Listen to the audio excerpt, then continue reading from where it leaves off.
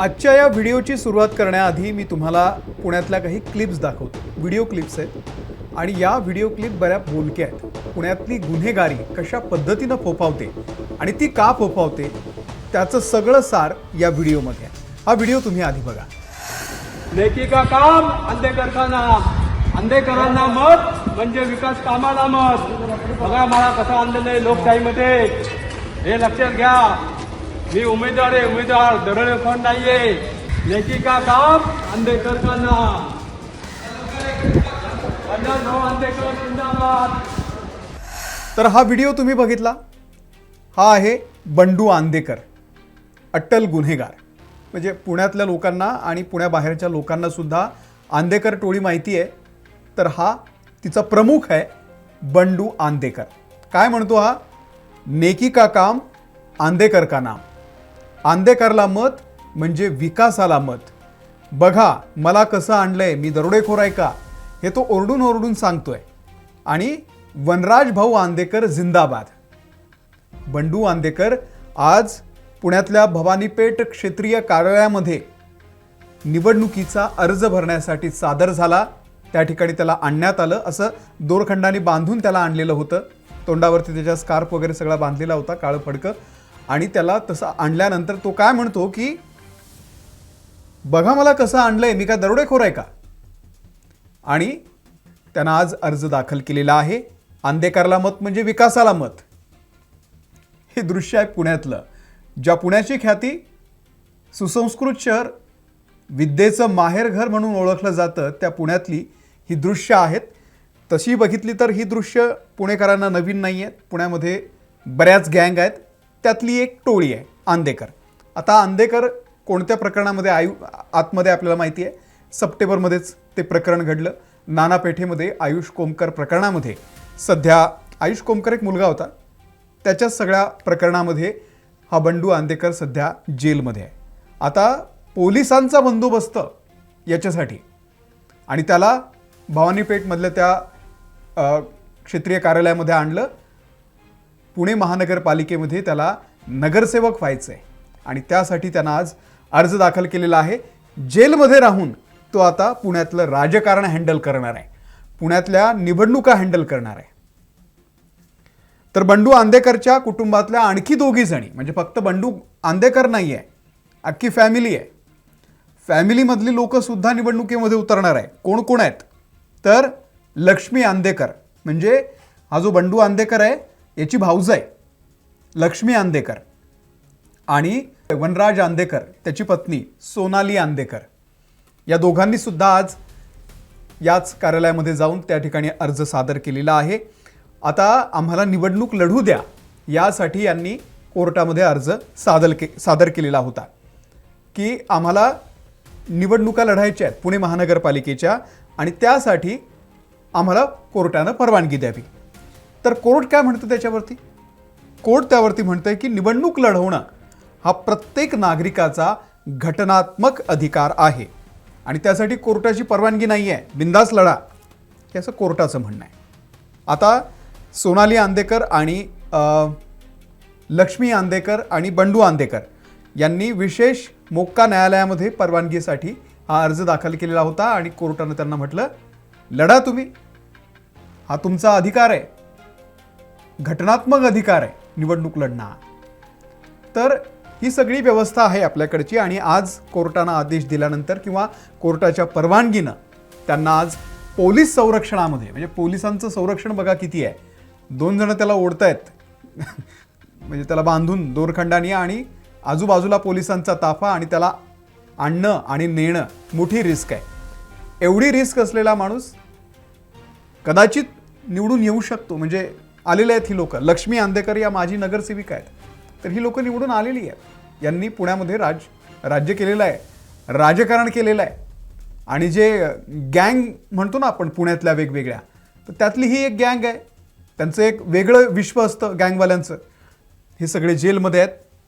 बंडू आंदेकर, लक्ष्मी आंदेकर आणि सोनाली आंदेकर यांच्यासह 15 जण सध्या न्यायालयीन कोठडीमध्ये आहेत. हे सगळे जण कोठडीमध्ये आहेत, पण यांना निवडणूक लढायची आहे. पुणे महानगरपालिकेमध्ये यांना नगरसेवक व्हायचे आणि निवडूनही यायचे. अच्छा, ठीक. ठीक आहे. तर असं आयुष कोमकर प्रकरणामध्ये आता हे सगळे जे आतमध्ये आहेत, तर आयुष कोमकरची जी आई आहे, तर त्यांनी या लोकांना कोणत्याही पक्षानं तिकीट देऊ नये यासाठी एक 4-5 दिवसांपूर्वीच एक व्हिडिओ टाकलेला होता. संजीवनी कोमकर, आयुष कोमकर प्रकरणामध्ये हे सगळेजण आतमध्ये आहेत, आंदेकर टोळी, लक्षात घ्या. आणि जो आयुष गेलेला आहे त्याची आई आहे संजीवनी कोमकर. त्यांनी सांगितलेलं होतं की तुम्ही न्याय एक बाजूला राहू द्या, न्याय मिळेल तेव्हा मिळेल, पण या लोकांना किमान निवडणुकीमध्ये तरी यांना निवडणूक लढण्याची परवानगी देऊ नका. या लोकांच्या हातामध्ये सत्ता आल्यानंतर कदाचित पुढे काही निर्णय वेगळे होऊ शकतात. सत्ता हातामध्ये आल्यानंतर त्याचा गैरवापरही होऊ शकतो आणि त्यामुळे यांना निवडणूक लढवू देऊ नका आणि कोणत्याही पक्षानं यांना तिकीट देऊ नका. यासाठी तिनं 3-4 दिवसांपूर्वी एक व्हिडिओ केलेला होता. पण तरीही आता यांनी अर्ज तर दाखल केलेला आहे. आता कोणत्या पक्षाकडून अर्ज दाखल केलेला आहे ते अजून माहिती नाही आहे. कदाचित अजून एबी फॉर्म देणं बाकी आहे. सोमवार मंगळवारपर्यंत ते सुद्धा स्पष्ट होईल की हे नेमके कोणत्या पक्षाकडून लढत आहेत. पण आज त्यांनी अर्ज दाखल केलेला आहे. असं बोललं जातं की राष्ट्रवादी अजित पवार गटाकडून यांना तिकीट मिळू शकतं. अर्थात त्यावरती सुद्धा मतभेद आहेत. त्यावरती सुद्धा पक्षाचे जे नेते आहेत, तिथले जे पदाधिकारी आहेत, त्यांचं सुद्धा मत आहे. काहींचं मत आहे की देऊ नये, काहींचं मत आहे द्यावं. आता त्यावरती अंतिम निर्णय नंतर होईल. पण जो वनराज आंदेकर आहे तो सुद्धा राष्ट्रवादीचा नगरसेवक होता. म्हणजे तेव्हा राष्ट्रवादी काय वेगवेगळी नव्हती, तेव्हा राष्ट्रवादी एकच होती. आणि हा वनराज आंदेकर जो आहे तो राष्ट्रवादीचा नगरसेवक होता आणि तो आता नाही आहे. त्याच्यानंतर त्याची फॅमिली आता या सगळ्या राजकारणामध्ये येणार आहे आणि त्यांनी आज हा अर्ज दाखल केलेला आहे. ही आपली न्यायव्यवस्था आहे, लक्षात घ्या. ही समजून घ्या, ही सिस्टीम थोडीशी आपल्याला म्हणजे आम्हाला सुद्धा बोलताना अशा प्रकरणामध्ये जेव्हा आम्ही व्हिडिओ करतो त्यामुळे आम्हाला बरेचसे शब्द सांभाळून वापरावे लागतात. कारण आपण कुठेतरी कुठल्या शब्दामध्ये अडकून आपल्यावरती नंतर हे सगळं यायला नको, ही भीती सगळ्यांना वाटते. कारण आपल्याला एक संविधानिक भाषा आहे, त्या पलीकडे आपल्याला जाता येत नाही. कितीही संताप असलं तरी आपल्याला बोलता येत नाही. तर हे आहे. पण लक्षात घ्या, या सिस्टीममधून सुद्धा ही लोक कशा पद्धतीनं म्हणजे जेलमध्ये असूनही त्यांची महत्वाकांक्षा कशी आहे की आम्ही नगरसेवक होऊ आणि त्यानंतर बघू काय करायचं ते. तर ही न्यायव्यवस्था आहे. आता गुंड लोक निवडणुकीमध्ये फॉर्म भरू शकतात, आपल्याला माहिती आहे. न्यायव्यवस्थेनं त्यांना तो अधिकार दिलेला आहे. पण जर एखादा व्यक्ती असेल आणि तो जर कुठे अर्ज करत असेल तर त्याला कॅरेक्टर सर्टिफिकेट लागतं. म्हणजे नोकरी कंपनी देते त्याला, पण त्याला कंपनी सांगते की तू तुझ्या जवळपासचं जे पोलीस स्टेशन आहे तिथे जाऊन कॅरेक्टर सर्टिफिकेट घे आणि तुझ्यावरती काही आधी केसेस नाही आहे ना बाबा, तुझं काही तू या आधी काही केलेलं नाही आहेस ना, काही गुन्हे नाहीत ना तुझ्यावर. तर हे आधी एखाद्याला जर साधी नोकरी मिळवायची असेल ना तर त्याला हे सगळ्या गोष्टी कराव्या लागतात. पण तुम्हाला जर नगरसेवक व्हायचं असेल तर या गोष्टींची गरज नाही आहे. तुम्ही जेलमध्ये असाल तरीसुद्धा पोलीस तुम्हाला घेऊन येतील संरक्षणामध्ये आणि त्यानंतर तुमचा अशा पद्धतीनं अर्ज भरला जाईल. आणि असं आहे की हे जेव्हा लोकप्रतिनिधी होतात ना तेव्हा IAS ऑफिसर यांना सॅल्यूट करतो, आदराने नमस्कार केला पाहिजे त्यांना. हा शासन निर्णय आहे. पिक्चर तुम्हाला कळतंय का नेमकं कसं आहे ते? हे असं आहे. गुन्हेगारांना निवडणूक लढण्यासाठी भारतामध्ये काहीतरी वेगळा कायदा असायला हवा याविषयी बऱ्याच वर्षांपासून चर्चा आहे. पण त्या संदर्भातला कुठला ठोस निर्णय होत नाही. कारण आपल्याला माहिती आहे की आत्ता जे सध्या राजकारणातले लोक आहेत आणि ज्यांना कायदे संस्था हाताळायची परवानगी आहे, जे लोक कायदे करतात त्या लोकांवरतीच ऑलरेडी केसेस आहेत. त्यामुळे ते कसे म्हणणार की ज्यांच्यावरती केसेस आहेत त्यांना निवडणूक लढवण्याला परवानगी देऊ नका. आपल्याकडे अशी परिस्थिती आहे सध्या की ज्यांच्या अंगावरती जास्त केसेस त्याला जास्त तिकीट दिलं जातं, त्याला तिकीट दिलं, त्याला प्रेफरन्स मिळतो आणि ती लोक निवडून सुद्धा येतात. ही सिस्टीम आहे आपली. त्यामुळे तुम्हाला नोकरी मिळवायची असेल तर मात्र तुम्हाला कॅरेक्टर सर्टिफिकेट लागतं. दुसरीकडे तुम्हाला मग निवडणुका लढायच्या असतील, आमदार खासदार व्हायचं असेल, काय लागत नाही. तुम्ही काहीही करा, कितीही मोठे गुन्हे करा, तुम्हाला IAS ऑफिसर सॅल्यूट ठोकणार आहे. ही आपली सिस्टीम आहे. आणि त्यामुळे पुण्यातलं हे दृश्य आहे, हे बघून खास हा व्हिडिओ करावा असा वाटला. कारण पुण्यामध्ये काय वेगवेगळ्या गँग आहेत. घायवळ गँग, निलेश घायवळ तो गेला पळून. म्हणजे आपल्या व्यवस्थेला कसा चुना लावला जाऊ शकतो तर निलेश घायबळसारखा. निलेश घायबळनं सगळ्यांना चुना लावून तो निघून गेला. मारणे गँग आहे, आंदेकर गँग आहे, मोहोळ गँग आहे आणि यांचं एक वेगळं विश्व आहे पुण्यामध्ये. म्हणजे पुणे हे सांस्कृतिक शहर आहे, विद्येचं माहेरघर आहे, सगळ्या गोष्टी ठीक आहे. मोठमोठ्या अनेक देशांमधून लोक इथे येतात, विद्यार्थी येतात, शिक्षण घेतात, मोठे होतात, चांगली गोष्ट आहे.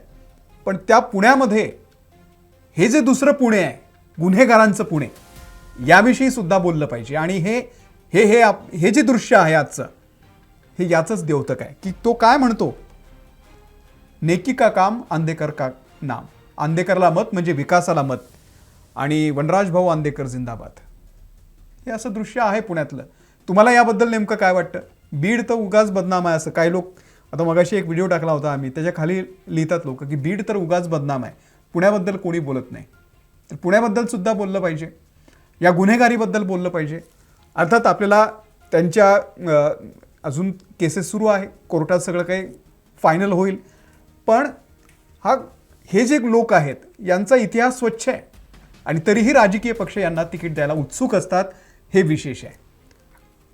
पुढची जबाबदारी जी आहे ती मतदारांची आहे. आपल्याला काय करायचं आहे हे मतदारांनी ठरवलं पाहिजे आणि यातूनच आपलं पुढचं भविष्य ठरणार आहे.